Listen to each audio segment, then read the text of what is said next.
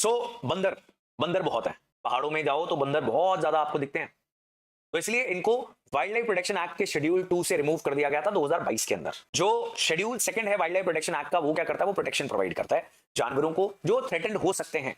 अब because of this perception और fact, God knows कि बंदर बहुत ज्यादा हैं, इसलिए इनको हटा दिया गया। Now that leaves these monkeys which is also known as rhesus macaque in northern India vulnerable to smuggling, torture। इनको उठा के चेन करके कहीं ना कहीं वो घूम रहा होता है ना मदारी, वैसे अलाउड थोड़ी है, परमिसिबल थोड़ी है, तमाशे दिखा रहा होता है किसी सर्कस में, तो उनको मार भी दिया जाता है।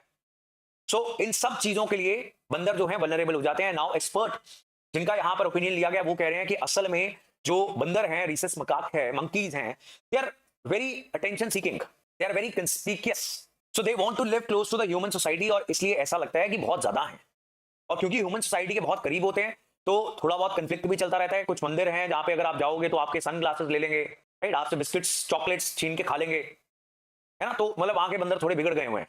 हर जगह ऐसा नहीं करते, लेकिन कुछ जगहों पे ऐसा बहुत ज्यादा करने लग गए हैं। सो दे स्नैच वाटर बॉटल्स, तो ये सारा कुछ करने लग जाते हैं। नाउ एक्सपर्ट इज सेइंग कि ये गलत परसेप्शन कई बार बन जाती है कि बंदरों की पॉपुलेशन बहुत ज्यादा है जब उनकी पॉपुलेशन गिर रही होती है, राइट। They want fruits. हाँ, आजकल आपको अपनी स्पेक्स भी छुपा के जानी पड़ती है कुछ मंदिरों के अंदर ना, वो स्पेक्स छीन लेते हैं। This also happens. So north India के अंदर रीसस मकाक मिलता है और साउथ इंडिया के अंदर मिलता है बॉनेट मकाक। तो साउथ इंडिया के नंबर्स ये रिकॉर्ड कर रहे थे मेवा सिंह जो एक्सपर्ट है एनवायरमेंटल। सो अगर इन्होंने रिकॉर्ड ना किए होते तो वहां पर भी ऐसी ही परसेप्शन रहती कि जो बॉनेट मकाक साउथ इंडिया में मिलता है उसका नंबर इंक्रीज हो रहा है, असल में उसकी पॉपुलेशन डिक्लाइन हो गई है।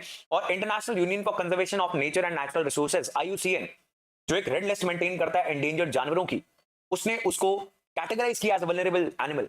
तो हो सकता है नॉर्थ इंडिया के अंदर भी ऐसी ही परसेप्शन हो, असल में पॉपुलेशन डिक्लाइन हो रही हो, लेकिन क्योंकि वो इंसानों को थोड़ा बहुत तंग कर रहे हैं, खेती को खराब कर रहे हैं, तो that is what the expert is saying कि इसको शेड्यूल सेकंड से नहीं हटाना चाहिए।